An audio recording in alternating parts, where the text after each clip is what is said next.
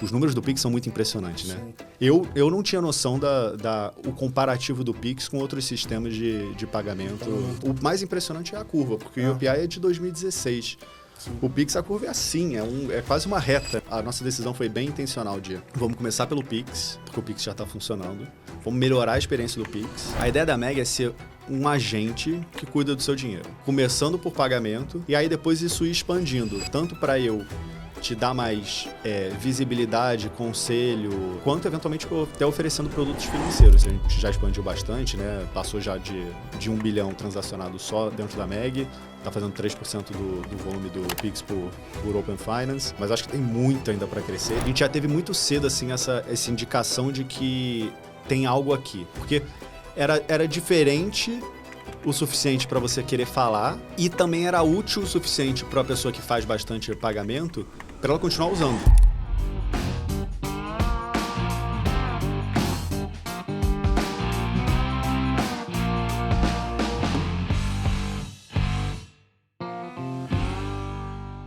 R$1 bilhão já estão sendo movimentados via iniciação de transação de pagamento. Para aqueles que ainda não entenderam ou não sabem se o Open Finance pegou ou não, esse é um bom indicativo do que está acontecendo nesse mercado.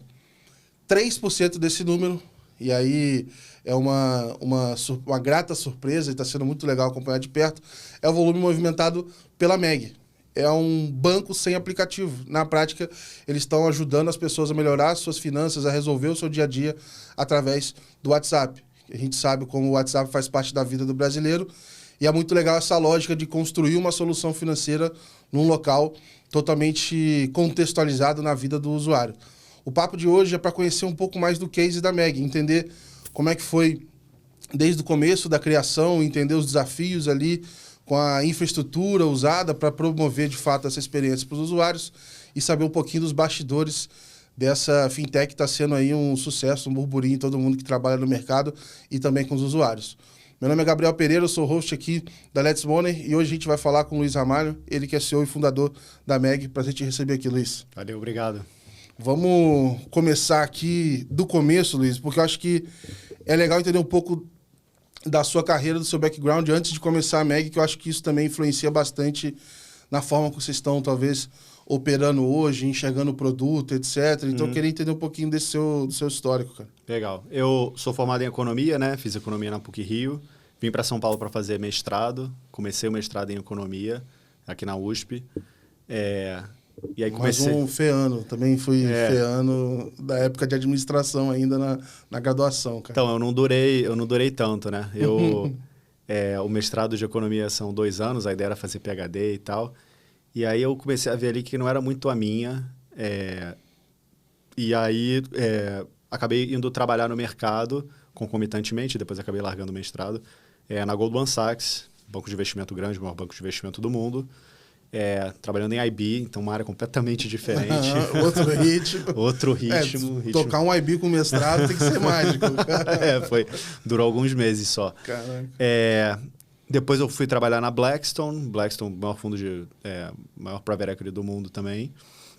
Mas assim, até na época da Goldman eu já sabia que eu queria empreender. Acho que já era meio que eu gostava mais de quem estava do outro lado da mesa do que o banqueiro de investimento, assim, desse lado. Mas foi interessante ver um pouco do mercado financeiro de dentro de 2 instituições muito grandes, assim, né? Internacionais, mas, enfim, vendo um pouco como é que funciona assim, mais esse alto nível. E aí eu comecei a empreender. Eu gostava muito de cripto já desde a época da Goldman. Era um daqueles caras chatos ali que ficava falando pra galera comprar Bitcoin. Nessa época a Goldman não apoiava ainda, né? Então, engraçado que o primeiro relatório bem feito assim de banco que eu vi foi na Goldman. Legal. Eles fizeram esse relatório final de 2013 para 2014, quando teve a primeira bolha mais mainstream do Bitcoin, bateu, sei lá, $1.000, assim. E eles fizeram um relatório de umas 50 páginas, onde entrevistava o founder da Coinbase, entrevistava algumas pessoas e falava assim, potencial para pagamento, blockchain. A narrativa na época virou blockchain sim, Bitcoin não. Tinha um pouco disso. E tinha outras pessoas, inclusive hoje que é meu sócio, né, o Vitor Pérez, trabalhava na Goldman em Nova York, tinha uns focos assim de pessoas que nem eu, ele, que gostavam e depois se conheceram por causa disso. Legal. Que gostavam de Bitcoin. Eu saí em 2016, acabei, enfim, colocando uma parte do meu bônus ali também em Bitcoin e Ethereum, que acho que foi o mais interessante. Eu fui para São Francisco, vi uma palestra ali do Vitalik, que foi o criador do Ethereum, então foi um misto de sorte com... Que maneiro, que maneiro. E aí, 2017 teve uma outra bolha grande assim de cripto, falei, putz, é isso daqui que eu quero fazer, gastar mais tempo com isso, na parte de investimento. Então, eu fiz um fundo quantitativo, a gente começou fazendo mais essa parte de tentando fazer previsão de preço para Bitcoin e tal, muito difícil fazer isso. Onde a gente acabou dando um pouco mais certo foi na parte de market making, que aí a gente até chegou a ser bastante competitivo aqui no Brasil, fazendo market making em mercado Bitcoin. O mercado Bitcoin até investiu na gente, né? Foi nessa empresa anterior. E aí a gente, enfim, começou a crescer ali no mercado de cripto mesmo. Depois, parte disso, até conheci por conta disso, dentro do mercado de cripto, eu criei a Fingerprints. Fingerprints virou uma das maiores coleções de NFT de arte do mundo. Que legal. Até hoje ainda é bastante grande. Não chegou no teve um momento que... Teve um momento que foi... A gente levantou muito com alto, o Andreessen Horowitz e o Uniscar Ventures, assim, fundos bem grandes. Teve um momento hype absurdo, mas assim, até agora, que até o mercado está dando uma voltada agora, a parte de arte foi das poucas coisas que efetivamente manteve algum valor, entendeu? Então, para a gente que investiu ali no início, acabou dando certo. E aí, parte disso, eu acabei conhecendo o pessoal do Canary, o Florian, que é fundador do Canary, da Loft, foi um dos primeiros investidores lá. E aí ele me chamou, quando eu já estava meio assim, Fingerprints não vai ter muito mais o que fazer, é mais um fundo, assim, né? E aí ele falou, cara, vem aqui para o Canary como Venture Partner, então... fazer parte do comitê de investimento, sem muito comprometimento, digamos, do dia a dia ali, executivo. Mas aí eu comecei a ver e me reconectar com o que estava acontecendo dentro do Brasil, porque todo esse tempo que eu estava em cripto, até quando eu fui levantar o dinheiro, né, eu não falei com um fundo brasileiro, entendeu? Foi porque era muito desconexo aqui o mercado que eu estava do mercado nacional. Ainda mais em cripto, se você tiver... já essa mentalidade global, né? Porque o cripto não vê fronteiras, né? Então, para você já construir algo pensando no mundo, faz mais sentido e é mais natural, né? Exatamente. E é bem isso, assim, até o nosso time lá era... o Brasil era onde tinha menos gente, tinha mais gente nos Estados Unidos e na Inglaterra. Então, assim, era...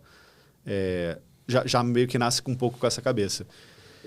Mas, assim, o que eu aprendi ali no tempo que eu fiquei no Canary, acho que 6 meses, aí eu já meio que tinha certeza que ia começar alguma coisa, e aí o processo que eu diria que é o início ali da MEG, quando eu conheci o João, meu sócio e tal, ficou muito óbvio que no Brasil tinha uma oportunidade em fintech gigantesca. Porque assim, acho que para mim a ideia era, se eu for fazer alguma coisa no Brasil, tem que ter alguma vantagem comparativa. Entendeu? Você fazer... Eu não gosto muito desse modelo de, tipo, vou copiar um negócio que tem lá fora, eu vou fazer aqui, entendeu? Acho meio... Eu não gosto tanto da ideia vou copiar uma coisa que alguém pensou e, tipo, sem saber para onde que eu vou levar isso aqui. Então, a ideia... O que ficou claro para mim o Banco Central estava fazendo um trabalho absurdo, né? A Pix já era... Os números do Pix são muito impressionantes, né? Sim. Acho que o pessoal, às vezes, desse público vai saber, né? Mas acho que... Eu não tinha noção o comparativo do Pix com outros sistemas de pagamento. Então, quando eu vi esse comparativo, eu falei assim, cara, isso aqui dos últimos... passou até o UPI do ponto de vista de proporcional, assim, né? Acho que passou em volume transacionado, se eu não me engano, do UPI. Mas a curva, o mais impressionante é a curva, porque o UPI é de 2016.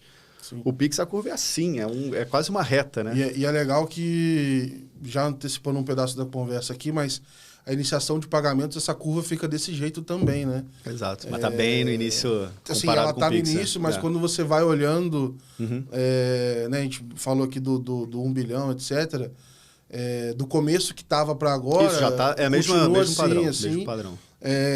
Mesmo com os desafios que depois a gente vai falar deles também. Sim.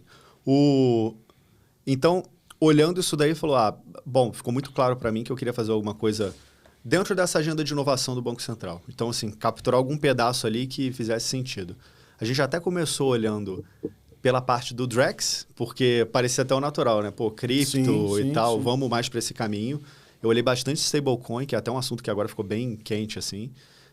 Mas eu achava difícil criar diferenciação com stablecoin, assim, do ponto de vista de produto. E o Drex em si, todo mundo que eu falava, pessoal de tokenização e tal, dava um pouco aquela impressão de que é um negócio que vai ser gigantesco, só que ninguém sabe se vai... Esse timing aí... Eu acho curioso porque... bom, a gente... pelo histórico aí, você acertou vários timings aí muito bons, né, cara? Mas mais ou menos, assim, porque eu acho que uma coisa que eu aprendi em cripto é que uma coisa é você acertar o timing de... Beleza, eu vou fazer um trade. Então, putz, esse negócio aqui vai ficar grande. Outra coisa é, eu vou construir um negócio inteiro em cima disso, e aí isso eu preciso que tenha seja um crescimento, digamos, sustentado por mais tempo. Então, uma coisa que acontece em cripto, que eu vi várias vezes, foi assim, no momento ali do hype de preço e tal, parecia que a adoção ia ser muito rápida, e aí quando o preço volta, você vê assim, não é tão rápido assim. Então, se você tem um business que demanda inteiramente que algo aconteça, seja regulação de cripto, putz, agora só que nos Estados Unidos, por exemplo, que passou. Então, se você demanda esse próximo turning point acontecer assim, aí pode ser um problema. E passou porque trocou a administração. Trocou a administração num resultado apertado e aí... Podia não ter acontecido. Poderia não ter nada disso. Exatamente. Então, assim, para mim, o que eu vi ali no Drex era assim, parece que tem vontade, o Banco Central quer realmente levar para esse lado, até parece ter uma certa vontade ali dos bancos de levarem para isso, só que assim, pode demorar 1, 2, 5 anos. E aí, para uma startup, a diferença entre 1 e 5 anos é a morte. Assim, você sufocou ali... Então, a gente começou... Até o próprio Open Finance, no início, a gente falou assim, cara, o Open Finance vai ser muito interessante, só que a gente não pode começar por ele, porque era o que a gente estava falando antes, né? Não era muita certeza de quando ia virar e ficar usável do ponto de vista do cliente. Mas eu achei curioso, porque você olhando o mercado nesse período aí, estão falando que é 2022? Isso aí a gente começou a... Eu comecei a olhar mais profundamente na virada de 2023 para 2024. Então, já não era um momento que muita gente estava captando para fazer B2C, né? Então, isso aí é eu tenho até uma visão um pouco diferente assim, disso, que eu acho que assim, nenhum VC principalmente aqui no Brasil, o pessoal não te joga o máximo possível para pro B2B. Que é mais fácil de você entender de onde vai vir a receita... tem menos... Acho que tem menos risco inicialmente, né, de execução. Só que assim, quando você olha os maiores cases, são todos... Mercado Livre, Bitcoin. Mercado Livre, Nubank, são B2C, entendeu? E no mundo também, né? Meta.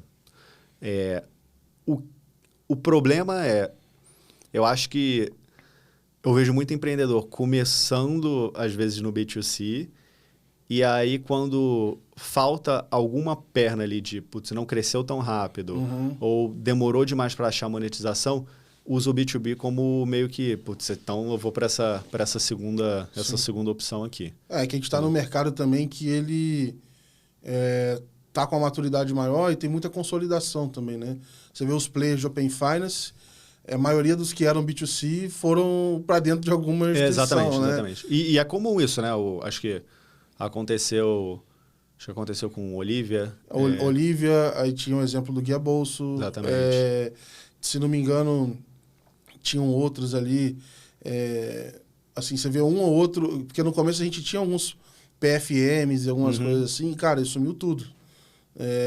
Por exemplo, o da Clave também, antes era não sabia. A Clave no início... eu esqueci o nome, cara. Já há tanto tempo fazendo que a cabeça já não está ajudando. Mas eles tinham a solução para o consumidor final, que dali eles começaram a entender e tal. Então, vários ali foram migrando para o B2B mesmo.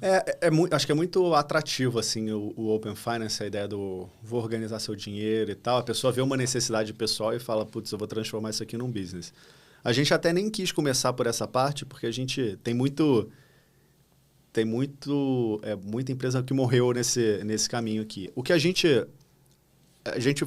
a nossa decisão foi bem intencional de vamos começar pelo Pix, porque o Pix já está funcionando, vamos melhorar a experiência do Pix, e aí tem uma coisa que a gente não falou aqui, mas que estava acontecendo no meio disso tudo, que é AI. Então, nessa época aí, na virada de 2023 para 2024, já era muito óbvio que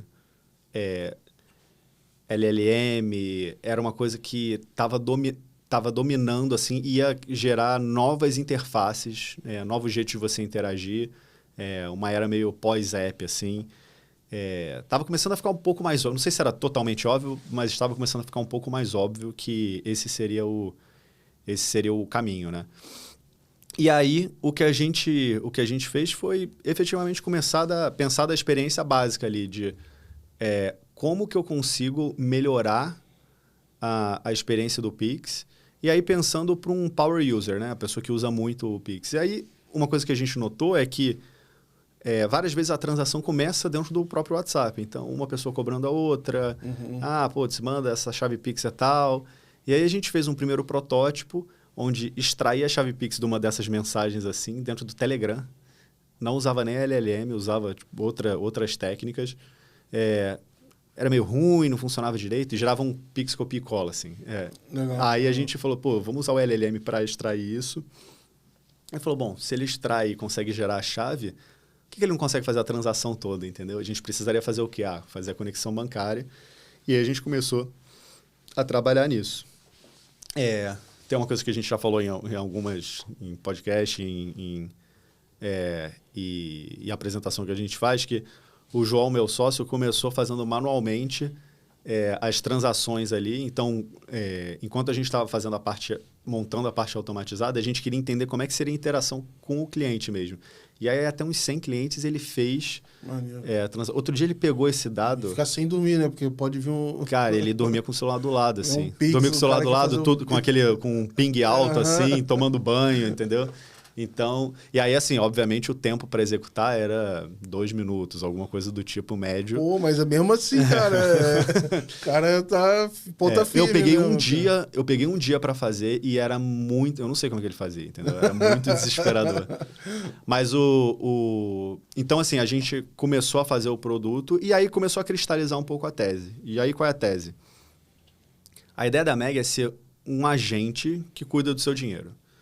Começando por pagamento, porque pagamento é o que cria hábito, recorrência. A gente cria ali uma retenção num grupo inicial de usuários de alto valor, que são os que a gente está indo primordialmente. Então, usuários de renda um pouco mais alta, usuários que a gente vai ter um pouco mais de facilidade de monetizar no segundo momento. E aí, depois, isso ir expandindo, tanto para eu te dar mais visibilidade, conselho, advice sobre o seu dinheiro, substituindo e complementando um pouco o papel ali do assessor, do gerente, etc. Quanto, eventualmente, até oferecendo produtos financeiros, sendo produtos financeiros próprios ou num modelo mais de marketplace, onde a gente oferece produtos financeiros de terceiros. A fase que a gente está consolidando essa parte de pagamento, a gente já expandiu bastante, né? Enfim, acho que falou aí, né? Passou já de alguns meses atrás de 1 bilhão transacionado só dentro da Meg, está fazendo 3% do volume do Pix por Open Finance, mas acho que tem muito ainda para crescer. Esse volume aí perto de um banco grande é nada. E aí o próximo passo que a gente quer dar é a Meg ser um pouco mais esse agente que olha seu dinheiro como um todo, e não só executa Pix. E faz algumas outras coisas também, né? Ela tem lembrete, tarefa, enfim, ela faz outras coisas ali. Mas a ideia, então, é a gente expandir tanto além do Pix, quanto para outras áreas, além de pagamento só, entendeu? Boa. Eu queria continuar, talvez, explorando um pouco dessa parte de growth, porque a gente está falando de uma experiência, cara, totalmente nova. De um lado, a gente tem os early adopters ali no LinkedIn, pessoal de outras instituições, todo mundo curioso para ver como é que é. Do outro, tem um público mar aberto e beleza, você comparar o volume transacionado com grandes instituições, você pode até falar, putz, é pequeno, né, comparativamente, mas ainda assim é muito dinheiro transacionado, cara. R$1 bilhão para uma experiência que é, assim, totalmente nova, né? Então, eu queria ouvir um pouco desse processo, assim, como é que foi... eu lembro de algumas campanhas que vocês fizeram, etc., mas eu queria saber um pouquinho mais desse growth e esses aprendizados aí com esses clientes, como é que eles estão ficando à vontade para usar o WhatsApp ali, sabe? Foi curioso, assim, porque a gente começou, como todo mundo faz, né, mandando para Friends and Family. Então, a gente mandou para empreendedores, pessoas mais próximas e tal. E aí a gente viu que com um certo tipo de usuário desse nosso grupo, normalmente a pessoa que tinha muito pagamento, tinha bastante boleto, etc., o negócio encaixava e a pessoa, cara, putz, a gente já teve muito cedo assim essa indicação de que tem algo aqui. Isso, mesmo quando era manual, entendeu?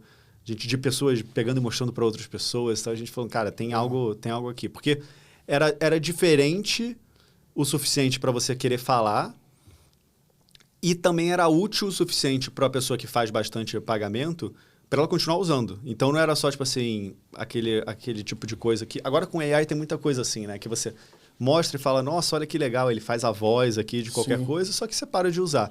Então, tinha as duas coisas. Tinha esse wow, esse momento wow de, pô, vou fazer um Pix por voz, vou fazer alguma coisa... vou fazer um pagamento aqui por mensagem. Então, o negócio, quer ver? É quase que você estivesse apresentando que a gente vê de demo. Que você aprendeu, né? Exatamente. Que a gente vê das pessoas fazendo demo, assim... Então, tem muito isso. E do outro lado, tinha a retenção, né? As pessoas continuavam, pelo menos uma parte dos clientes continua, e a retenção depois, assim, do segundo mês, ela é quase igual à retenção do mês 8, 9. Então, é muito estável. O que foi o desafio, assim, que a gente viu? A gente... Foi meio que quase sem querer que o LinkedIn surgiu como uma estratégia inicial para divulgar. Porque eu postei no LinkedIn um manifesto, que era a ideia de para onde a gente quer ir, né? Que é o Unbank, unbank.com.br, acho que tá lá até hoje, enfim, a gente até vai reforçar mais isso daí. Legal. Isso foi mais ou menos um mês, e isso daí deu uma viralizada, assim, na época. Ele falou, bom, tem alguma coisa aqui. E aí, no final na versão original, né, do manifesto, no final, já tinha um QR Code e um link ali que mandava para a Meg. Então, muita gente já começou a ter interesse nessa... E tinha... Não sei se ainda está assim, com convite apenas?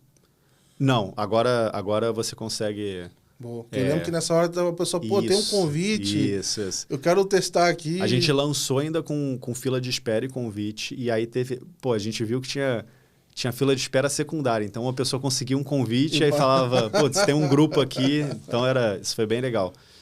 E aí, o fato da gente ter começado a usar bastante o LinkedIn no início...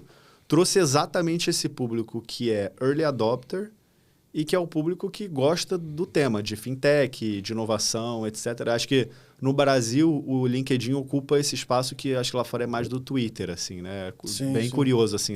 Eu era bastante heavy user de Twitter, eu acho que assim, durante um bom tempo até meu Twitter era bem maior do que o meu LinkedIn, foi muito para cripto, foi essencial, assim. Eu também uso bastante, assim, cara.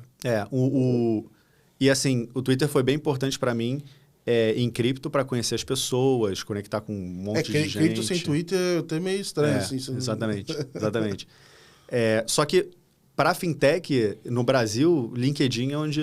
O máximo que eu diria que é uma comunidade forte, eu acho que tem duas que eu consigo ver, além dos memes, etc., você tem a bolha de devs e Faria Lima... E aí, falando de mercado, ações, acho que são duas que eu vejo. Quando fala de fintech, realmente é um negócio... Você fica meio sozinho ali. Exatamente. E, bem ou mal, essas outras duas aí, Faria Lima e Dev, tá bastante também no LinkedIn, né? Então, é curioso, assim, como no Brasil o LinkedIn funciona bem. E aí, o mais interessante era que esse público que veio... seja de outras instituições, seja que gostava do tema, muito dev também... É um público muito bom para te dar feedback, ajudar a melhorar a experiência. Então, e outra coisa, um insight que a gente teve até depois, Normalmente, você pergunta, quando você vê alguma inovação ou alguma coisa relacionada a dinheiro, você tem meio que... Às vezes você já é esse cara, né? Então, que costuma ser comigo também, mas a pessoa tem um amigo que entende disso, entendeu? Então, eu sempre fui assim, esse é o amigo que entende de Bitcoin, entendeu? Tipo, então, assim, pergunta alguma coisa. Então, se você convence esse cara e esse cara vira fã, ele espalha para as outras pessoas e ele passa também a credibilidade que precisa. Pode usar que é tranquilo. Exatamente, não conheço e tal. E a gente teve sempre essa atitude de estar muito perto também das pessoas abertas, responde pergunta, etc. Tem bastante coisa de comunidade assim que a gente tem feito e está tentando escalar agora, que ficou num tamanho assim que... E como que foi isso que vocês rodaram a campanha tipo no Instagram também, né? Eu lembro de ver alguns comentários ali e ver um cara mais desconfiado, um negócio diferente. Né? A gente basicamente ignorou o Instagram até, sei lá, até quase que o final desse ano que passou. Praticamente, tinha por ter, só para dizer assim, tem lá, mas a gente sempre teve muito mais cliente do que do follower, muito mais... até acho que eu, pessoalmente, no LinkedIn tenho mais follower do que no Instagram. O Instagram também, nossa, quase que para marcar que tem ali. Isso. Só que assim, o ponto eu acho que o Instagram, ele é uma ferramenta para você falar mais com a massa. Eu não acredito tanto necessariamente como o canal de crescimento, porque eu acho que assim, essa parte de distribuição e crescimento, ela sempre é muito parecida também com investimento. Assim. Você tem que ser um pouco contrarian. Então, se você está fazendo a mesma coisa que todo mundo que está competindo por atenção, por exemplo, os bancos, estão fazendo, e que eles estão fazendo com muito mais dinheiro, você não vai conseguir... Sim, não é ali então, que ou você acha um canal ou um público um pouco diferente que você consegue pegar, e a gente está pegando um pouco desse público, o público de tecnologia e tal... ou então é difícil você conseguir efetivamente diferenciação usando o mesmo canal, as mesmas ferramentas, fazendo ads, etc. Mas o público do Instagram é um público que olha para isso aqui como menos com a ideia do deixa eu testar um negócio novo e mais com a ideia do putz, isso daqui é seguro, e se alguém roubar meu celular? E aí eu acho que é bom também porque a gente tem que reforçar essa comunicação e até, eventualmente, mostrar como a gente pode ser usado como uma ferramenta de segurança ao invés só de um risco a mais para a pessoa. Então, uma coisa que veio até dos clientes, que a gente nem tinha esse insight, a partir do momento que você consegue usar a Meg dentro do WhatsApp e conectar os seus bancos, você coloca ali um limite de senha, sei lá, depende do que você quiser, né? R$500, R$1.000, limite de senha não, limite de transação via Open Finance. Você deleta os apps do banco. E aí, se alguém roubar seu celular, por exemplo, como acontece em São Paulo e tal, o máximo que a pessoa pode fazer é o limite diário de transação. Ela não vai ter acesso ao seu crédito, investimento, limpar toda a sua conta. Então, ele vira literalmente uma barreira para caso você tenha um celular. Se ele souber que tem um chat... Isso, mas vamos superar esse ponto, porque assim, vai ter alguma hora que... Vai. Isso aí... O cara vai estar sabendo exatamente. Porque assim... Esse argumento serviria para... Então, deixa todo o dinheiro aqui, né? Mas mesmo com isso, o fato de você não ter os apps de banco é o que deixa o celular mais seguro, por assim dizer. Então, e aí a gente reforçar também que, você tem senha transacional, não é qualquer um que consegue pegar sua conta. Se seu número for clonado, a pessoa não vai conseguir transacionar por conta da senha. Inclusive, uma coisa que ajuda é o fato o fluxo que a gente criou ali de... Você manda alguma mensagem, áudio, qualquer coisa assim, cria a transação e aí a confirmação vem colocando uma tela de senha, etc., foi copiado por todo mundo, todos os bancos que estão fazendo a mesma coisa. Então, é até legal porque, assim, foi validado o formato. Legal. Então, eu acho que à medida que isso vai ficando mais comum, entendeu? Dá para você trancar essa conversa também no WhatsApp. Dá. O próprio WhatsApp tem algumas ferramentas assim. Eu, por exemplo, não uso conversa trancada, mas eu sei que tem gente que faz isso. Tranca, põe senha e tal. Dá para deixar mais seguro ainda para quem é muito preocupado com esse... Legal. Mas isso é uma coisa que aparece bastante mais no Instagram e, curiosamente, no LinkedIn. Aparecia um pouquinho no início, mas rapidamente o que começou a acontecer era... Alguém perguntava isso, já vinha um outro usuário respondendo. A gente não precisava nem responder. Pô, isso é muito legal. E vocês aproveitaram essa parte de usuário de várias formas, né? Uma delas também é criando aí esses grupos aí onde o pessoal conseguia ajudar, dar feedback, e agora também uma comunidade que está construindo no WhatsApp, né? Porque isso virou... É engraçado que virou...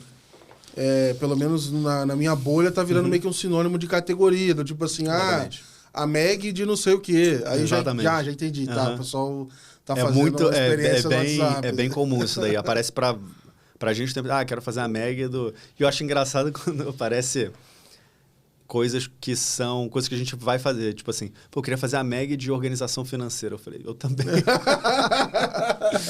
Mas tudo bem. Mas o que... A gente primeiro, isso foi até curioso porque a gente criou esse primeiro grupo na época do lançamento do Open Finance. A Meg nasceu sem Open Finance, então era só Pix, era uma conta ali que você fazia, você tinha que abastecer aquela conta e era basicamente assim. Era muito óbvio que a gente ia botar o Open Finance, né? Acho que quando a gente falou lá atrás, todo mundo conhecia e falou, cara, esse negócio é o mais óbvio do mundo que você tem que conectar no banco, né? E era até uma expectativa dos clientes, porque já vinham muitos deles falando, mas eu não queria ter outra conta, queria conectar direto no meu banco e tal. A gente começou a trabalhar em outubro, novembro de 2024 com a ideia do vamos usar o Pix inteligente, fazer o Pix via Open Finance. E aí, a gente... Assim, fazer um fluxo de conexão de Open Finance, explicar e tal para o cliente, é tudo muito novo dentro do WhatsApp. Tudo é bem contra-intuitivo como que você vai fazer isso, entendeu? Então, a gente já começa que ele tem que sair dali, né? Tem que sair dali e aí tem que voltar. E aí, quando o cara tem... O banco está em outro celular, que aí a gente manda um QR Code. Assim, então, tem muitos corner cases. A gente viu a complexidade disso daí. E mais um fluxo que mais um monte de gente vai copiar, assim. É até bom, assim, porque o negócio já vira meio que o padrão, assim, do mercado. Cada vez que ele está fazendo em outros lugares, ele está sendo educado. E exatamente. Isso pode para mim, eu acho até... Quanto mais... se a gente cria a categoria e mais um monte de gente copia o que a gente fez, isso solidifica o fluxo que a gente criou. E assim, eu acho que a grande vantagem é a gente passou mais tempo pensando para onde a gente vai, entendeu?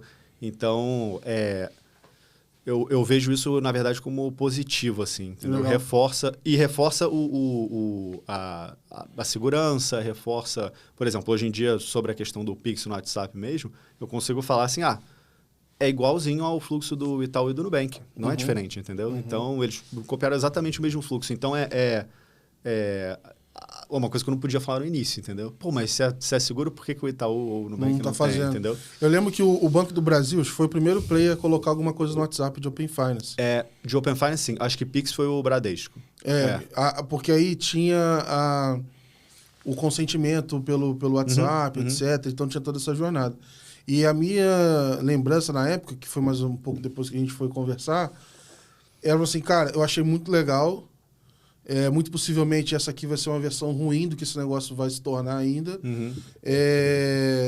Mas ainda assim, a pessoa tinha que ser muito hardcore, assim, para fazer. Eu sou curioso com o tema, vou fazer esse negócio aqui. Mas foram as primeiras coisas que eu vi. Aí eles fizeram consentimento e foram criando outras coisas ali. Como é que foi para você, então, assim, olhar essa primeira jornada e aí volta aquela questão do timing, assim, vou confiar que esse negócio vai melhorar, que eu posso me basear nisso, sei lá, em que momento que você olhou e falou assim, agora dá para eu, não vou dizer depender, mas dá para eu apostar mais nisso aqui no meu negócio do que eu ficar só com essa... só com o Pix. Até volta no ponto de como a gente criou esse grupo que é o Makers, né, que é um grupo de usuários mais engajados ali, que a gente testa coisas. A gente fez uma primeira POC com Open Finance. A gente estava estudando algumas possibilidades de produto diferentes. E aí a gente fez uma primeira POC com Open Finance. E aí viu que, com jornada sem redirecionamento... a gente já fez a primeira com Pix inteligente mesmo. E aí falou assim, cara, já tem um negócio aqui bem interessante, entendeu? Porque, dá para eu puxar e fazer... Dá para eu puxar muito fácil o dinheiro para conta, que era uma coisa que vários clientes reclamavam. Que é a parte chata do negócio, de ficar abastecendo. Tem que lembrar de abastecer e tal. E aí a gente viu até a segunda possibilidade, que não é só puxar dinheiro. Eu tenho como já fazer a transação direto do meu banco. Porque o abastecer é uma parte onde não era mais simples só mandar um áudio, vamos dizer assim... Pro cliente, sem isso aí. Sem inteligente. Você tem que abrir seu app do banco e vários power users nossos falavam assim, a parte mais chata é quando acaba o dinheiro e eu tenho que pegar e voltar lá. Aí a gente falou, não, vamos resolver esse problema então primeiro. E aí, a partir da resolução desse problema foi... vamos então fazer a experiência também de eu poder fazer o Pix direto do seu banco, que o que acontece por trás é, sei lá, se você conecta o Itaú e que você quer fazer o Pix para o João aqui, você, através da Meg, você seleciona lá o seu banco na hora de onde vai fazer o Pix, você seleciona no menu dentro da Meg qual é o banco que você quer puxar, e por trás ela vai puxar o dinheiro do Itaú e mandar para o João. Então, a Meg serve como uma conta intermediária nesse processo, mas para o cliente é tudo meio que abstraído, assim, você só vê o Pix sendo feito. E aí, para testar toda essa jornada, e putz, diversos bancos, a gente precisava de um feedback que não era só... A gente precisava testar, sei lá, 10 bancos diferentes, entendeu? Para ver quais funcionavam bem, quais funcionavam mal. E aí, a gente criou esse grupo de usuários para ter um pouco mais desse feedback mais próximo. E aí, isso daí virou uma coisa, toda funcionalidade nova, a gente lança lá primeiro, testa com eles, itera. Então, essa que a gente lançou ainda em soft launch, né? Acho que lançou só no LinkedIn, o pessoal do Instagram não sabe ainda. Mas o que é do Split, que é basicamente aquela funcionalidade de você criar grupos com amigos, família para viagem e dividir dinheiro, que tem vários apps, né? Splitwise e tal, que funcionam assim. A gente criou isso inteiramente dentro do WhatsApp, num número separado, que você não precisa nem ser cliente da Meg para usar. Essa funcionalidade surgiu num hackathon que a gente fez, feito em um dia e meio. Testou nesse grupo, foi a que ganhou o hackathon, o pessoal votou nessa daí, falou, pô, essa aqui é a mais legal, a gente viu o uso, transacionou alguns milhares de reais e tal. Legal. A gente falou, então beleza, então essa daí a gente vai transformar numa funcionalidade grande. E essa aí como é que funciona? O pessoal cria um grupo? Como é que funciona isso? Basicamente funciona assim, você manda um oi ali para esse outro contato, que é o Mega Split, e aí você fala, bom, quero criar um grupo com o Gabriel. E aí o Joãozinho e 4 outras pessoas. Ela fala, beleza, qual é o nome do grupo? Cria o grupo. Ela te explica, né, como é que funciona também. E aí você manda o convite para essas pessoas. A partir desse momento, a pessoa consegue adicionar qualquer despesa, falando, pô, o grupo de uma viagem de ano novo, sei lá. Churrasco, R$300, carvão, R$20, coisa assim, as pessoas vão adicionando. Por enquanto é tudo divisão igual, mas a gente vai fazer divisão desigual, porque tem casal também que usa Splitwise e esses apps para isso. E aí, você, num dado momento, pode falar assim, eu quero acertar a conta nesse grupo. E aí vai falar, tal pessoa te deve tanto, você deve tanto para tal pessoa e tal. Se você já tem a Meg, você já gera automaticamente uma transação dentro da Meg, você só aperta ali e faz o pagamento. E aí, se você não tem a Meg, a gente vai falar...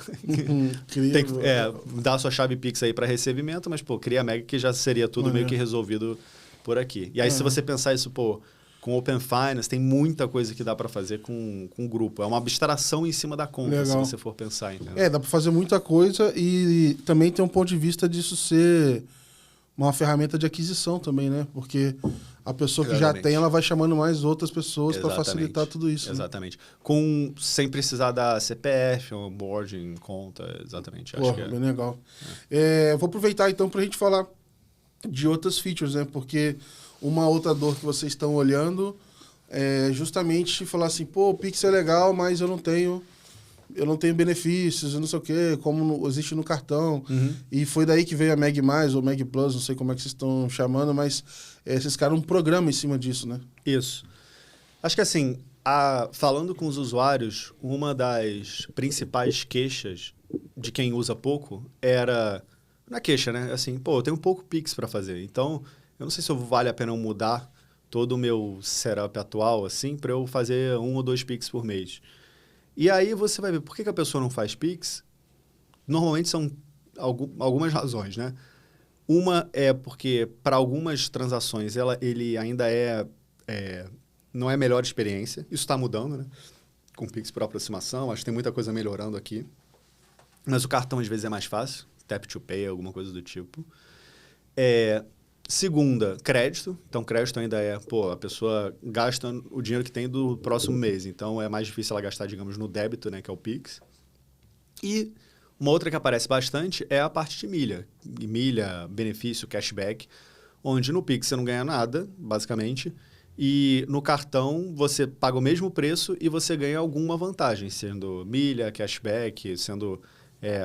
porque é paga pelo MDR do lojista, no fim das contas, né? No fim das contas, quem está pagando essa conta aí dos benefícios é o lojista.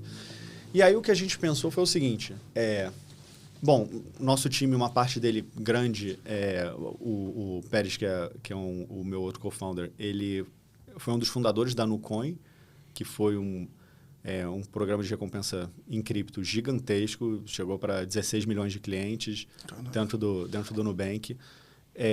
Então, ele conhece profundamente o tema.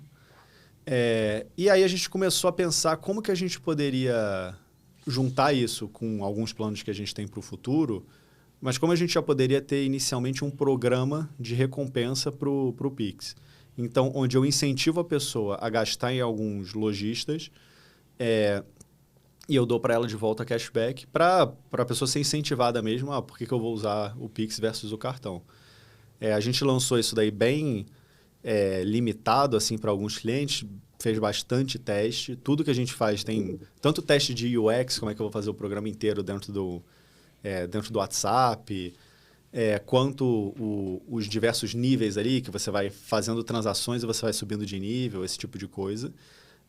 E aí agora o programa está disponível para todo cliente que entra. Tem uma parte ali que fica num grupo de controle, mas enfim, se você pedir para o suporte, eles te põem. Né? Legal. E aí a ideia é a gente expandir isso e acho que mais para frente a gente tem um plano de como a gente deixa esse programa mais sustentável e ele vai basicamente assim treinar o cliente no uso que, enfim, mais para frente vai ficar mais claro. Não queria também dar spoiler. Boa. Não, quando tiver, você vem de novo aí contar. E é legal que vocês estão olhando a outra ponta também do PJ, né? Mas de alguma maneira, como é que está sendo a proposta para eles ali? O que o pessoal tá vendo de valor? É a mesma proposta? Que adaptação que existe para PJ ou o funcionamento ele é muito parecido? O que muda? Assim? O que a gente viu de PJ foi muito cliente nosso falava assim, não faço tanto Pix na PF, mas, cara, na PJ eu faço bem mais. Isso que eu te falar. O nosso aqui, com certeza, na PJ, toda hora... tem um reembolso, tem não sei o quê. Meu Deus. E tem um outro ponto também, né? O time de tecnologia, para várias startups e tal, recebe como PJ. Então, a gente meio que, podia ser bem parecido aqui o fluxo. Só que, voltando, nosso ponto sempre foi capturar o indivíduo. Então, a gente resolveu focar numa PJ que, inicialmente agora, a gente até está estudando se a gente muda isso ou não, porque tem bastante demanda. Se a gente coloca empresas com mais de um sócio, porque até agora a gente deixou MEI e empresa com um sócio apenas. Entendi. Então, com a ideia daquela pessoa que recebe mesmo como PJ, fatura como PJ, então não necessariamente uma PJ, digamos, maior. O nosso objetivo realmente é esse, capturar o indivíduo e ter uma visão um pouco mais completa da vida financeira dele. O produto é basicamente igual. Agora que a gente lançou, e a gente já vem fazendo teste desde o início do ano, mas lançou mais publicamente agora.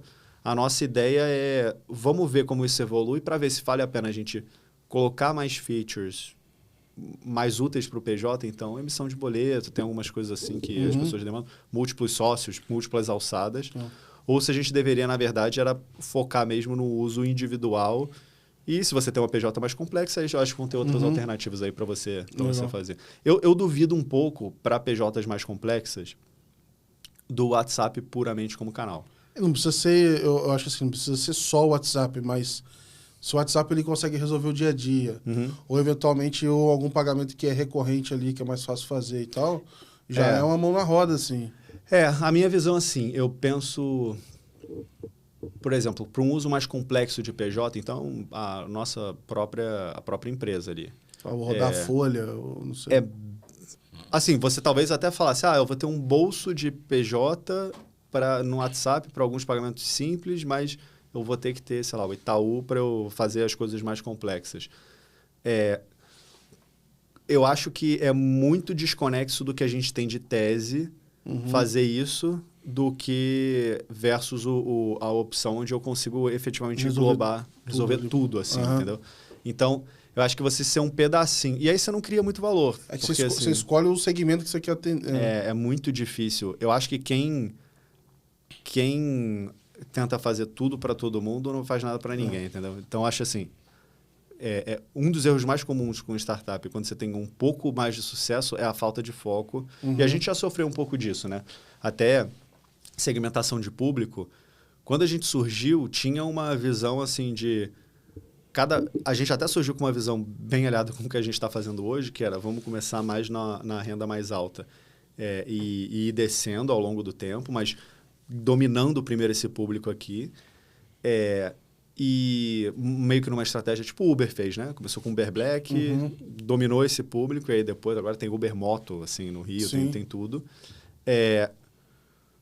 Só que o problema, que a gente viu, até teve um pouco de falta de foco, foi que como as pessoas viam, WhatsApp, Pix, tipo, dá para ser o país todo, vinha provocação e parceria e tal de todos os lados para fazer coisas diferentes. Sim. Então, mas uma coisa que a gente viu e o que guiou isso foi o desenvolvimento de produto, é difícil você fazer produto para vários segmentos ao mesmo tempo. Então, é melhor você falar assim, esse é o segmento que eu vou focar, entender a dor desse segmento e ir perseguindo essa dor, ao invés de falar, esse aqui lançou essa coisa, vou fazer isso aqui. Aí esse outro aqui lançou essa coisa. Aí ficar um aglomerado onde você não é relevante para ninguém, entendeu? É que do jeito que você também estão tocando, eu imagino assim, a pessoa que faz muito Pix, mas você tem desde a pessoa que tem muita renda até a pessoa que tem menos, porque ela não tem crédito, então ela vive fazendo Pix. Sim. Então, vamos dizer assim, com um comportamento, entre aspas, parecido, vamos dizer assim, se você fosse olhar a quantidade de transação, por exemplo, você pode pegar dois segmentos bem diferentes, né? Então tem esse é um problema ali que a gente teve para identificar, então, o que era o segmento que fazia sentido. Que só transação pode misturar, gente, né? E aí a gente começou a olhar para nossa base e falar, tá, beleza, mas quem está fazendo o grosso do volume? Mesmo que esse outro segmento ele tenha ficado maior, e ele fica maior muito rápido, porque você dá qualquer incentivo assim, ele explode de usuário, o volume vem de quem tem mais dinheiro, entendeu? Então, a gente foi olhar a nossa base e viu que 70%, 80% do volume transacionado, então desse volume aí era de cliente alta renda. Cliente que é o cliente do... Tem umas 5 milhões de pessoas nesse segmento, tá? Todo cliente do BTG, todo cliente do Itaú Personalité, Uniclass, parte de cima ali, Nubank Ultravioleta. Então, tem uma massa, mas não é o Brasil todo. Quando você pensa em como eu vou monetizar esse cliente depois, é muito mais fácil eu monetizar esse cliente do que outros segmentos. Que isso eu ia te perguntar, como é que vocês estão indo para monetização? Principalmente que você pensa na pessoa física ali, né, o Pix, ele acontece sem nenhum tipo de tarifa, etc. Obviamente você tem serviço, tem opções. E seguindo o roadmap é natural que você entenda ele e em algum momento entre outros produtos ali, né? A maneira como a gente quer monetizar em escala é com produto, porque produto financeiro mesmo, seja nosso ou de terceiros, porque essa é a maneira mais óbvia como você monetiza um business de pagamento bancário financeiro em escala. Agora, a sequência para isso aí vai passar por... A gente vai criar, e já está trabalhando nisso há algum tempo, um tier pago, onde você vai ter funcionalidades a mais e outras funcionalidades que depois vão ficar acessíveis para todo mundo, mas você vai ter mais cedo. E a gente também olha para alguns caminhos de monetização onde, basicamente, a gente junta, digamos assim, duas pontas e a gente é monetizado do lado de um negócio, do lado de um business. Para isso, eu acho que é muito importante você ter clareza de quem é o público que você está atendendo. Porque se você está indo para um público, por exemplo, de baixa renda, não vai conseguir cobrar um subscription no Brasil, entendeu? Sim. Então, nem que seja só um componente inicial, que é como a gente pensa, tá? É só um componente inicial ali de receita e depois isso daí vai até, no total, vai ser um componente mais baixo. Só que investimento é uma coisa mais difícil. O caminho para o público de baixa renda é crédito. E aí, crédito... Tem algumas maneiras de você fazer eu acho que é um caminho um pouco mais, eventualmente, desalinhado com o cliente, que para a gente é uma coisa bem importante, assim, você fazer algo alinhado com o cliente. A visão que eu vejo de crédito sendo alinhado com o cliente é uma visão de marketplace. Então, se você quer crédito e eu percebo que você precisa, ou porque você está pagando caro, ou quer refinanciar alguma coisa, ou porque teve algum furo de caixa, alguma coisa assim, eu deveria te apresentar a melhor opção do mercado, entendeu? E tem traders sendo desenvolvidos até que podem facilitar isso, né? Exatamente, que eu acho que vai acontecer. Acho que o próprio Open Finance vai ser esse... Eu estou bem animado com essa portabilidade nova, que já vai melhorar. Exatamente. Então, eu acho que esse é o caminho que a gente gostaria. O caminho de simplesmente, eu vou ser um banco digital e empurrar meu crédito aqui, mas você poderia conseguir outro melhor em outro lugar, você só vai pegar o meu aqui porque você é desavisado... Eu não gosto e, sinceramente, não acho que é sustentável, entendeu? Então, acho que pode parecer bom no curto prazo, mas acho que no longo prazo não é a estratégia ganhadora. Essa é uma promessa, inclusive, do próprio Open Finance. Quando a gente falava lá no começo, tinha esse case do marketplace, a portabilidade de crédito, etc. Mas que, na prática, a gente não viu ninguém ainda tendo esse destaque. Obviamente, tem uma série de questões por trás. Mas... Eu gosto de um... Eu acho até que vocês já cobriram... Acho que foi o único veículo brasileiro que eu vi cobrir esses caras, que eu conheci porque o pessoal de um fundo que é investidor deles me apresentou, que é o TOS, que é aquele aplicativo sul-coreano. Sim. Eles fizeram um caminho, obviamente, em outra época, outro mercado, mas eles começaram por pagamento, ficaram grandes em pagamento. E aí, eles viraram tipo um Venmo, assim, da Coreia do Sul. E aí, depois, eles foram para criar um marketplace, lá o Open Finance mais Open Banking lá, né? Mais desenvolvido. Então, marketplace de crédito, marketplace de investimento, seguro, etc. E agora eles estão fazendo até um banco. Legal. Só que com a ideia de quando eu consigo te dar uma taxa melhor do que todo mundo do mercado e você está vendo todo mundo do mercado. Muito, muito inteligente, cara, assim. Tinha muito tempo que eu não via o case deles, assim. Porque quando... Sei lá, deve ter uns 3 anos quando eu procurei em português, não tinha nada. Assim. Não, e tem pouco... acho que o fato de ser lá também, entendeu? Não tem pouco vídeo no YouTube. Tem vou te falar, o que eu consegui foi falando com um investidor deles. Eu consegui essa ponte por conta do Jai, que ele é da Clave, e aí ele falou, cara, tem isso daqui e tal. E aí eu tinha que ficar botando o translator para poder conseguir. Tipo assim, coreano. Exato. Mas é impressionante, a adoção dos caras é um negócio assim. Sei lá, eu vou falar um número errado aqui, mas é perto disso. Para pessoas abaixo de 30 anos, os caras têm 60%, 70% do mercado. Abaixo de 20 é 90%. E lá era legal que a pessoa, assim, se você for para lá e você meio que você tem que ter o seu certificado digital de pessoa física, vamos dizer assim. Senão você não consegue abrir conta em lugar nenhum. Então é como se tivesse que ter o seu Gov, GovBR, para você conseguir, cara, abrir uma conta, etc. E lá tem essa facilidade de você ter quase que essa carteira de dados, né, com autorizações múltiplas. Então, eles armazenam o token de autenticação e aí você consegue chegar no TOS da vida e compartilhar tudo de uma vez só. Sim. Que eu acho que deve ser uma outra dor que você sente na Meg ali. De repente, o cara, ele vai conectar a conta do Itaú, beleza, venci esse esforço. Mas e as outras contas que ele tem? Até eu conseguir ver isso tudo, né? Sim, esse é um problema que acontece também em outros lugares que tem Open Banking. Tipo, a gente estava falando recentemente com uma empresa nos Estados Unidos que agora está bem grande, que é a Clio, que eu tinha até comentado com você. Eu acho que eles estão com, sei lá, 6 milhões de usuários, crescendo bastante, assim. E eles foram bem pioneiros no Open Banking lá, conversacional e tal. Uhum. E aí um dos desafios que eles relataram foi... Lá eles usam a Plaid para conectar, né? E aí ele falou assim, às vezes o cara vai conectar uma conta. E eles não são tão transacionais, eles são no lado de recomendação. Eles falam assim, o problema é, se você conectar uma conta e você tem 4, a recomendação aqui vai ser muito limitada. Então, e aí cada uma é um processo e tal. E eles falaram, muda muito se a pessoa já tem familiaridade com Plaid ou não. Então, se é a primeira vez que ela está fazendo, a taxa ali de conexão é muito mais baixa. Lá eles têm até, inclusive, na Plaid, eles têm um sistema lá de... Porque, bom, basicamente o Open... Beleza, tem outros concorrentes, mas A maioria das conexões são com a Plaid lá fora, Uhum. nos Estados Unidos, e eles, em lugares que você já deu consentimento e os dois usam Plaid, você tem como se autenticar, fazer o KYC mais rápido, porque você já está tendo esse efeito de rede lá. Sim, não faz sentido. Uma coisa assim que eu acredito, é frustrante no dia a dia, né? Porque aí você vê o erro, de conexão, aí você vê que putz, tem tanto detalhezinho, tem banco que só funciona se o link for para o navegador do Chrome. Aí o outro é só se for para o Safari. Então, assim, tem muito edge case. Aí não é app to app, é app to web to app. Nossa, impressionante. Assim, tem muito...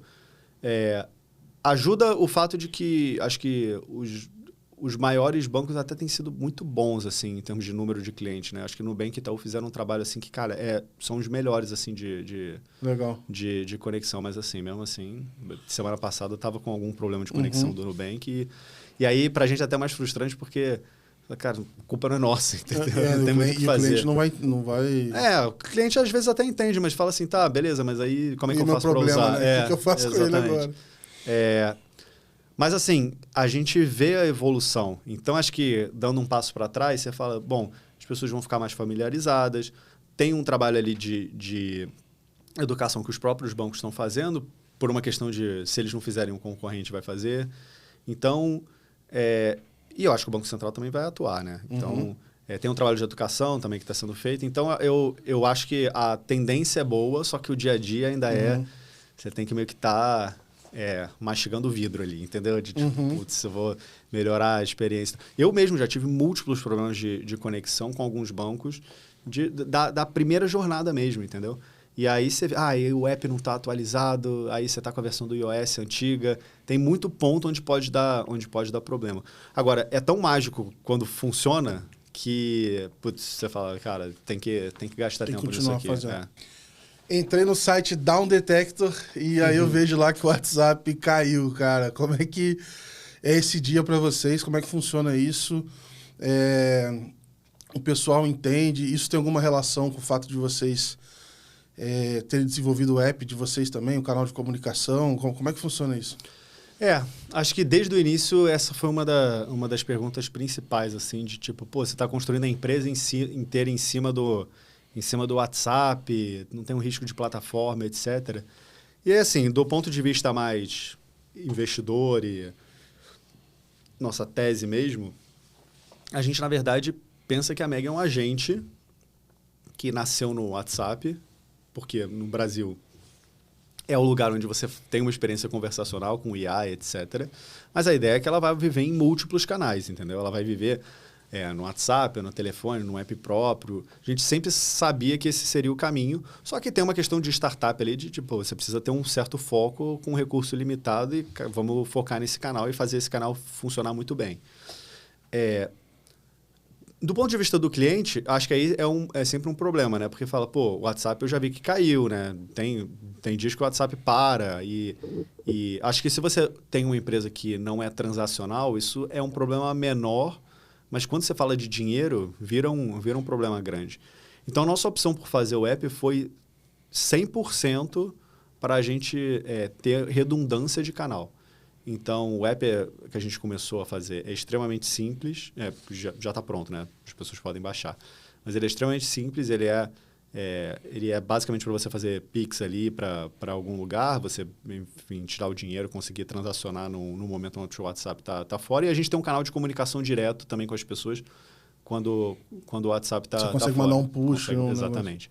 Porque o WhatsApp, quando ele cai, você não entende na hora que ele caiu, né? Isso, você como usuário... E você fica perdido porque ninguém fala com você. Eu tô sem internet, o que tá rolando aqui? É bem... E assim, o problema pode dar no WhatsApp da empresa, no seu, no geral. Então, é importante ter redundância, eu acho, que quando a gente fala de dinheiro. E aí, um outro ponto do app o app permite a gente fazer algumas coisas que no WhatsApp não seria possível ou permitido. Então, o que eu quero dizer com isso? Tanto experiências mais... Acho que tem experiências conversacionais com voz e algumas coisas assim que não seria tão possível fazer dentro do WhatsApp. Então, eu efetivamente ter uma conversa e eventualmente isso vai virar vídeo. Assim, eu acho que o que está acontecendo com AI é uma coisa muito exponencial e ainda está muito no início. Mesmo com a tecnologia que tem hoje, ainda dá para melhorar todas as experiências que a gente tem umas 10 vezes, se nada mais andar. Só que, assim, todo o gasto que está tendo de CAPEX, computação, a competição entre os grandes players vai fazer com que caia o preço e aumente ainda esse potencial. Então, tem muita coisa para fazer. E tem algumas coisas que não é possível fazer dentro do WhatsApp por regulação mesmo.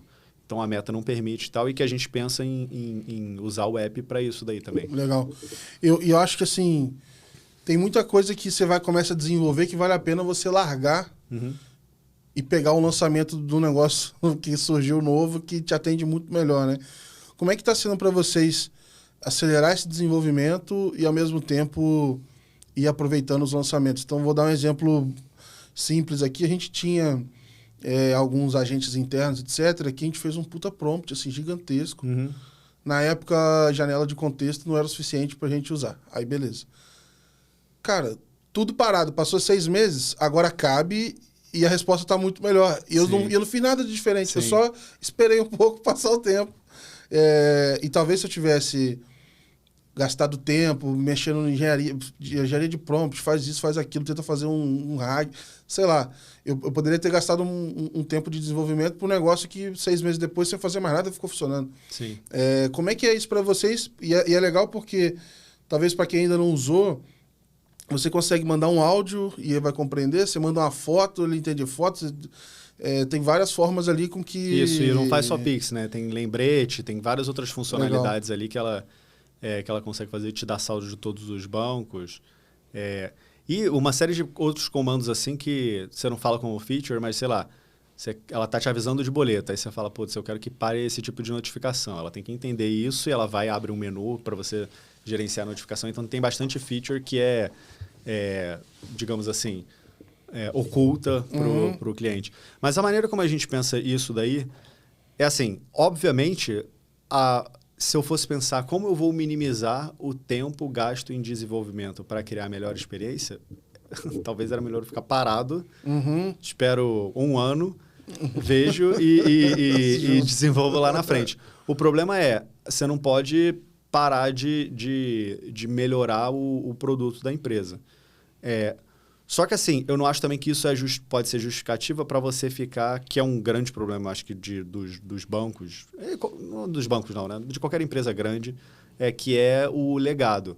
Então, como é que eu faço para manter funcionando o negócio que eu já tenho e continuar dando manutenção para isso, enquanto eu exploro as coisas novas? E aí, tem algumas coisas assim, tem momentos onde você fala assim, legal, eu vou fazer tudo do zero agora, e então, para alguns produtos, a gente fez literalmente isso. Eu falei assim, eu vou fazer 100% disso aqui do zero. E depois eu vou ter que reescrever o passado. E um outro approach que a gente começou a usar também foi envelopar o produto, meio que criar um wrapper em volta de um agente que a gente já tinha criado e feeds esse agente dentro de uma estrutura de multi-agente, entendeu? Que aí eu não preciso falar, eu vou reescrever tudo. Eu ponho o wrapper, ele é um agente aqui, e aí aos poucos eu vou tirando uma outra coisa desse agente, eu vou criando agentes separados, usando eventualmente outro modelo, usando um prompt diferente, usando uma estrutura diferente. É um jeito de você meio que deixar o negócio funcionando, porque também você reescrever tem risco de, beleza, mas você vai ter bug, vai ter um monte de problema, entendeu? Então, acho que o único jeito de você não ficar parado é você ir construindo mesmo com o que está, com o melhor que você pode fazer E ter um pouco de visão de futuro, assim, de falar, cara, o negócio aqui está melhorando, então também não vou fazer um negócio que é ultra tailor-made aqui para essa solução. Mas, assim, eu acho que ficar parado é a pior opção, entendeu? Com certeza. Então, mas é um aprendizado do time. Né? Mas, assim, esse ponto, por exemplo, de...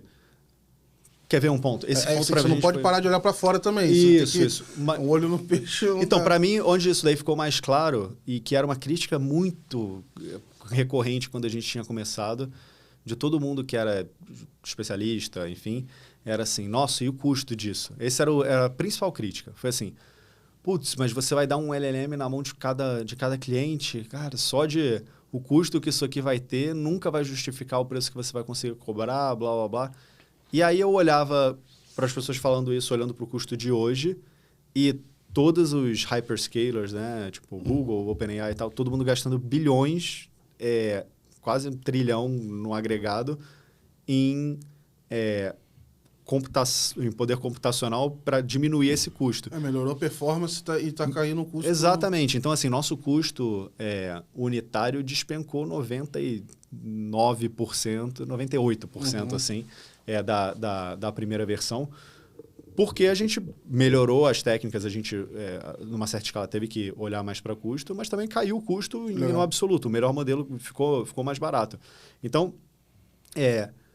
quem falou assim, não vou fazer porque o custo é proibitivo, perdeu tempo. E aí agora meio que tendo que correr atrás, agora que ficou óbvio que o custo vai cair, entendeu? Agora, como que para esse negócio totalmente novo, pensar e ter pessoas também para pensar essas arquiteturas e pensar... Tudo bem que estava lendo aí que já tinha literatura ou gente falando sobre agentes e outras coisas há muito tempo e tal, mas... É toda uma lógica, na minha cabeça, assim, muito diferente. Assim, eu tenho uma biblioteca que faz isso aqui, eu tenho essa lógica, e aí...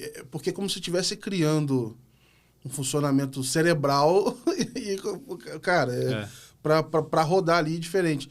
Como é que para montar isso, desenhar essa arquitetura e achar pessoas que vão ter esse tipo de discussão lá quase que a todo momento ali? Você falou que o time de vocês, 80% é dev, né? Uhum. Como é que é montar isso e ter esse tipo de pensamento, esse tipo de discussão? Eu gosto dos prompts que tem uma parte assim, cara, chain of thoughts. Aí tu tem que começar assim, você tem que se propor a explicar qual que é essa cadeia, como é que ele faz para resolver um problema, né? Eu vejo muito essa diferença porque a gente não é uma empresa puramente onde o que a gente precisa fazer é só AI, né? Então tem toda essa parte bancária e tal. E é muito curioso porque mensageria bancária, etc. Essa parte bancária de mensageria ela é muito mais determinística. Assim, o pessoal aqui, sei lá, veio do Nubank, ou trabalhou em outras grandes fintechs e tal, banco, etc., já sabe o que tem que fazer, entendeu? Uhum. Então, é muito mais uma questão de priorização, quanto tempo a gente vai querer gastar nesse projeto. Mas, assim, a task ela é bem determinística. A gente já meio que sabe, não tem grandes invenções, entendeu? Quando você pensa no outro time que a gente chama o time de Cognition, né? Que é o time que olha para toda essa parte de LLM e AI como um todo, o tipo de desafio é um misto de vamos explorar o que tem, porque não existe ainda o que é o canônico aqui que eu deveria fazer, entendeu? O que é o melhor jeito de fazer? Em quantos agentes eu deveria quebrar? Qual é a melhor técnica para eu fazer isso? Isso tem vários experimentos, alguns falam que é melhor, outros falam que esse aqui é melhor. Você tem que olhar o seu use case específico, entendeu? Qual o risco que você pode correr. Fazer eval, tem muita coisa.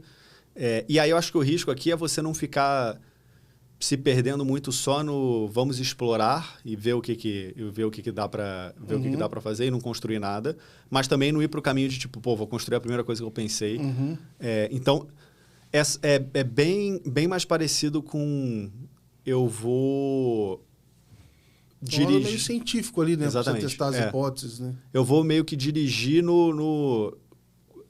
tá um pouco escuro assim, entendeu? Então a gente vai sabendo que vai ter alguma incerteza no caminho que a gente escolheu, mas assim, eu acho que se você tem um time que tem essa cabeça de experimentação e é rápido, eu acho que isso é importante também, eu acho que são duas características importantes, e aí ajuda também ter um time com experiência, senioridade, gente que domina o assunto e que vai conseguir ler rápido o paper, vai conseguir testar coisas novas e tal, porque no fim das contas a pessoa vai ter que se atualizar bastante rápido, assim, né? Então, a gente tem um time ali meio misto entre pessoas bem mais sênior, que conseguem pensar um pouco mais nessa... Já viram muita coisa dar certo, dar errado e tal. E algumas pessoas mais novas, mas muito com essa cabeça de experimentação e que eu acho que combina bem, porque se você tiver um sem o outro... Você vai, às vezes, construir um negócio que não vai ser tão escalável, mas se você não fizer nada de experimentação, você não vai construir nada diferente. Eu acho que esse que é Esse que é a dualidade que você precisa meio que equilibrar. Hoje, a alucinação, por exemplo, a rebeldia ali, ainda é um desafio. Na minha sensação é que, a experiência é que isso diminuiu bastante, mas, ao mesmo tempo, eu vejo que, dependendo da forma que eu faço, o mesmo recurso prompt ali pode ser que ele perde a validade depois de um tempo e eu preciso ajustar algumas coisas.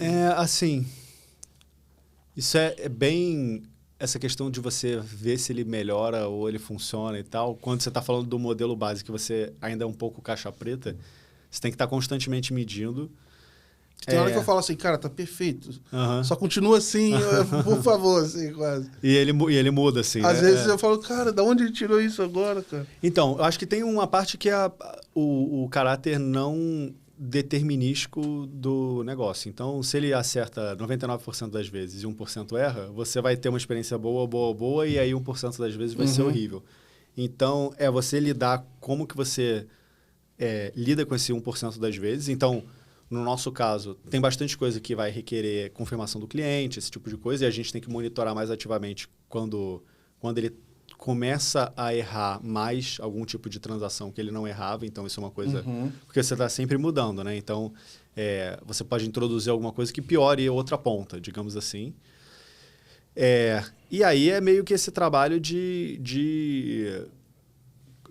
Acho que o grande desafio é construir realmente algo não determinístico. Uma coisa que para mim, é bem parecida, quando a gente, lá atrás, assim, quando a gente estava operando, fazendo trading quantitativo, que basicamente é com um algoritmo, você tem algumas... Tem o seu algoritmo, tem o algoritmo dos competidores que estão tentando ali ganhar de você, e tem o mercado, que é um misto de você, dos competidores e de todo o resto, pessoas físicas, etc. Não existe nesse mundo, então mundo de trade de alta frequência, etc., não existe você fazer um negócio e falar, putz, está pronto e nunca mais eu vou mexer. Porque o mercado muda, os competidores mudam, eles aprendem coisas que você não aprende. Então, você constantemente tem que estar mudando alguma coisa e monitorando como essas coisas estão indo. Isso é uma incerteza que você tem que lidar, entendeu? Eu acho que isso não vai mudar. Então, para ter essa experiência que é meio mágica, esse é o trade-off. Você tem que lidar com o fato de que é não determinístico. E aí, tem algumas escolhas, digamos, de produto que... Por exemplo, uma coisa que eu vi de boa parte dos bancos que resolveu copiar e fazer o Pix no WhatsApp, etc., foi deixar o modelo mais burro possível. O que eu quero dizer com isso? Você fala de alguma coisa que não seja exatamente sobre o Pix ali que você quer fazer naquele momento, ele vai falar que não posso fazer isso, vai pro app, blá, blá, blá, blá. Por quê? Acho que o medo ele vai falar alguma coisa aqui errado, isso vai virar um print, vai vazar, vai sair... Nossa, eu vi um que eu fiquei... Já até citei aqui em outros episódios, mas eu vi a reclamação da pessoa no LinkedIn. Eu fiquei incomodado, assim, porque... ela pegou um print lá da Bia, do Bradesco, e aí ela falou assim, a mensagem ofensiva. Isso, só que o cara, ele marcou a opção. Ele isso, exatamente. Só que assim, no meu ponto de vista, se você trabalha com isso ou tá entendendo, assim, isso pode acontecer. Mas assim, beleza, você não quer que aconteça, etc. Mas como é que eu posso dizer assim? Perto do benefício que ele deve ter feito várias outras vezes, chegar naquele momento ali e ter essa, entre aspas, alucinação, ter esse problema... Você diz do ponto de vista do cliente ali, né? Eu achei que assim, o cara pegou e falou assim, pô, é como se fosse assim, olha, tá vendo? Isso aqui não serve para nada. Achei o problema do cara. Falei, cara, realmente, é um caso ruim, mas se você se propõe a usar esse tipo de produto, vamos dizer assim... Vai ter uns momentos que poderia ser bem pior, eu acho. Sim, assim, sabe? Sim. É interessante, é que eu vi... E assim, eu acho que o bug, se pegar, vai ter um monte de bug nosso daí também. Todos têm. Então, assim, não é nem... Eu nunca faria um negócio assim, olha só o bug aqui, porque eu vou mostrar o nosso também, entendeu? Tipo quando vão testar IA, aí faz uma pegadinha. Isso. Fala quantos R's tem na... Isso. Cara, é assim que você pega isso e vai usar. Mas o que eu achei interessante daquele caso ali, e aí para quem não viu, basicamente chegou um aviso de boleto, alguma coisa Isso. assim, a pessoa quer pagar ou agendar, aí a pessoa apertou o botão sim, aí ele falou assim, essa mensagem foi ofensiva, não posso responder e tal. Foi isso. O que mostra para mim, na verdade, é que teve uma preocupação demasiada em vamos eliminar qualquer possibilidade de ter alguma conversa com mensagem ofensiva, que assim, a gente fez zero disso. Entendeu? A gente não se importa, entendeu? Você vai chegar na Meg, ela vai falar assim, pô, vamos falar direito e tal. Mas assim, não é... Porque eu acho que para a gente o downside, digamos, de marca, ele é menos relevante. Então, a experiência vai ficar mais fluida se você deixar ela mais solta. O que eu notei também testando alguns desses assistentes, agentes dos bancos, é que tem uma preocupação muito grande com não sair do script, não deixar ele falar nada que possa ser ofensivo. E aí essa preocupação ela vai meio que nerfando a experiência, entendeu? Mas sim, eu concordo com você. Assim, dá pra você sempre ser pique cara, toda hora eu vejo uns negócios e falo assim, cara, por que é isso, olha como é que esse modelo tá falando que é bom, mas olha só como é que ele é burro. Pô, cara, você tá... Beleza, faça isso. Pegar sua prova de matemática ali da 7ª série e mostrar. Então, eu acho que... eu acho que ser do contra, às vezes, parece que é legal também nesse sentido, mas, pô, eu tô muito mais do lado de, pô, o que dá pra fazer e não do que não dá ainda, porque... o quanto esse negócio evoluiu desde sei lá, né? Cara, a cada 6 meses, é isso, assim, tá mudando muito. Então, eu não deixaria de olhar para isso com muito carinho. Pra gente fechar, Luiz, eu queria perguntar o seguinte, o que dá, como empreendedor, das suas outras experiências e tudo mais, o que isso te ajudou a olhar diferente na hora de construir a Meg, assim, o que isso te deu de bagagem? Você falou muito ali de analisar o mercado, de como é que tu escolher a tese. O que você traz desses outros empreendimentos aí para essa jornada agora? Eu acho que talvez eu sempre olhei mais do ponto de vista como investidor, até. Então, como investidor, eu acho que você tem que ter, para você ganhar no mercado, né? A escolha do mercado é muito importante, então isso é uma das coisas que é mais difícil de mudar. Então, se você está no mercado de educação, ou saúde, vai ser muito difícil você mudar para uma coisa completamente diferente.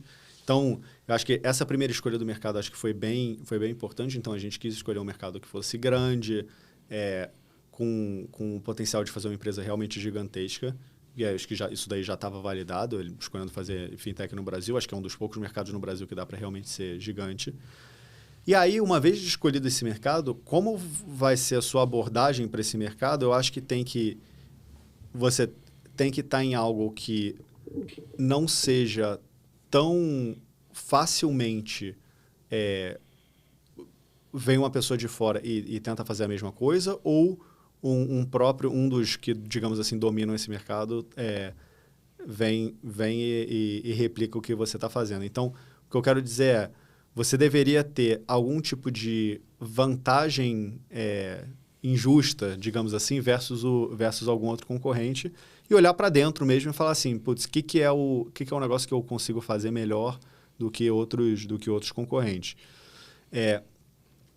Isso é o que eu tenho usado mais, junto com, obviamente, o feedback do cliente, do mercado, para decidir quais são os próximos passos. Porque, assim, a gente fez um negócio que, no início, era completamente fora da caixa. Assim. Então, putz, a gente falou com boa parte dos bancos e tal, com a ideia, a gente estava pensando em fazer um negócio com AI, dentro do WhatsApp, e assim, o feedback era sempre meio que, putz, o WhatsApp é para golpe, não dá para usar, AI vai alucinar e você não vai conseguir fazer a transação.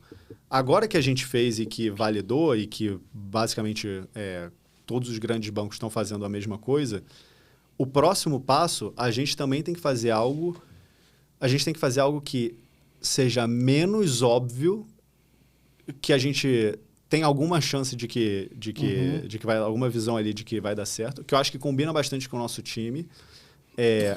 E que vai demorar um pouco mais de tempo para os bancos perceberem que aquele caminho, ou para os bancos e outros competidores perceberem que aquele caminho é onde que eles não estão querendo pisar agora. Exatamente. Então, onde que tem alguma limitação de legado, regulatória, marca, e assim, para mim tem algumas coisas,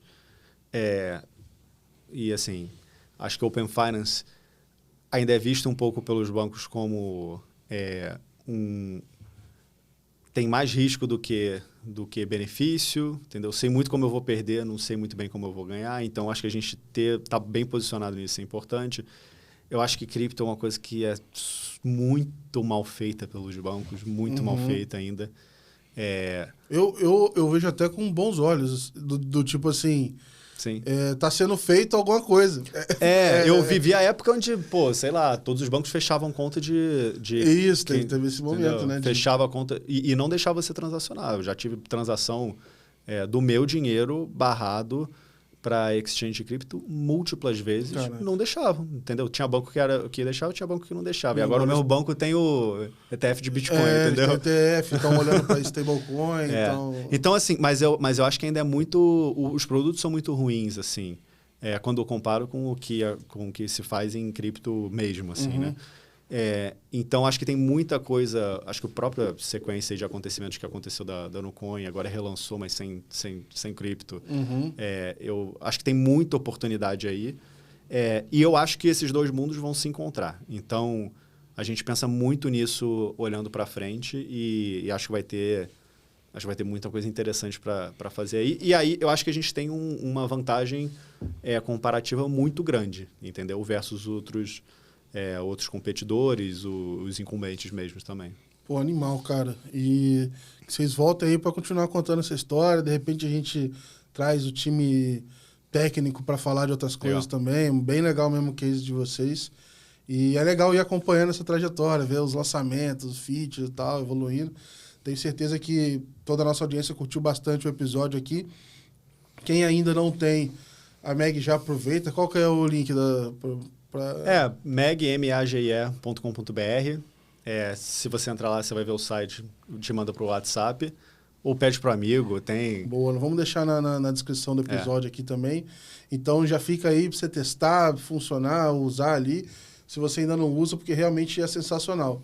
Quero agradecer vocês que nos acompanharam, compartilhe aí com o seu time esse episódio e follow the money. Entre no nosso portal letsmoney.com.br, lá tem uma matéria deste episódio e de todos os outros. Então, se não deu para acompanhar algum, fica por dentro lá, entra no nosso portal, vocês vão ficar bem atualizados. Lá tem matéria sobre tudo mesmo que a gente está tocando dentro da indústria financeira. Obrigado por acompanhar esse episódio, a gente se vê no próximo. Valeu, tchau, tchau.